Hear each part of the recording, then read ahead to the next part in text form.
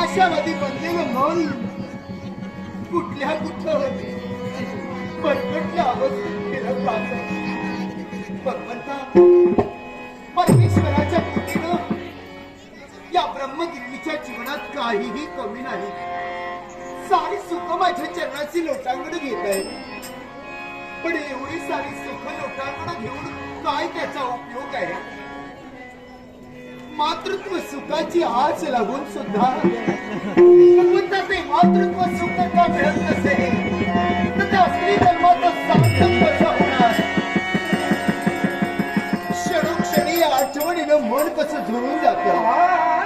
विचार अशा दिशेनं धावणारं मन कुठं रोकावं हेच कळत नसतं, पण तरी सुद्धा रोखण्याचा प्रयत्न करते.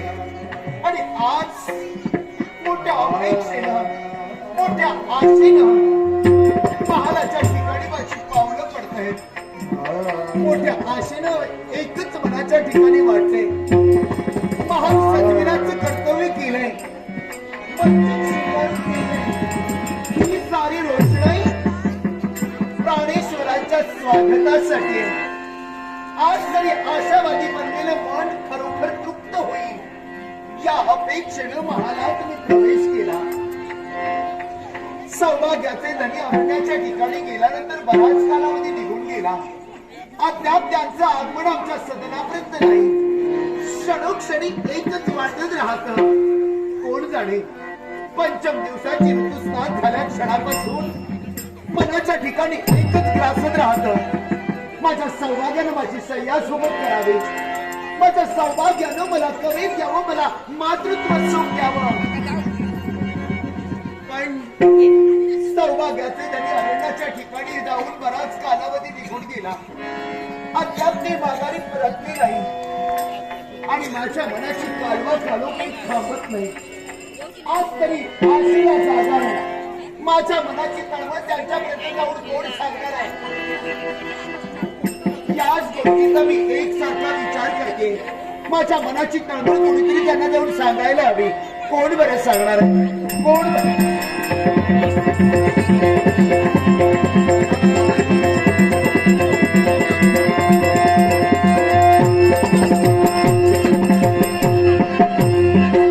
या लबाडाकडे माझा लक्षच नाही.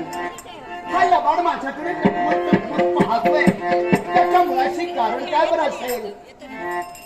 सहज माझ्या मुखातून शब्द बाहेर पडले. माझ्या मनाची तळमळ, माझ्या मनाची कालवा प्राणेश्वराला जाऊन कोण सांगणारे यावे वैचने देते. चटकन या लबाडाकडे लक्ष गेला. हा लबाड माझ्याकडे जा ना.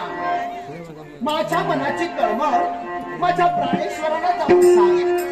आपली लाडकी भार्या आतुरतेनं वाट पाहते असा माझा संदेश त्यांना जाऊन सांगशील का रे लबाडा? जा ना, लवकरात लवकर जा, लवकरात लवकर जा, लवकरात लवकर जा.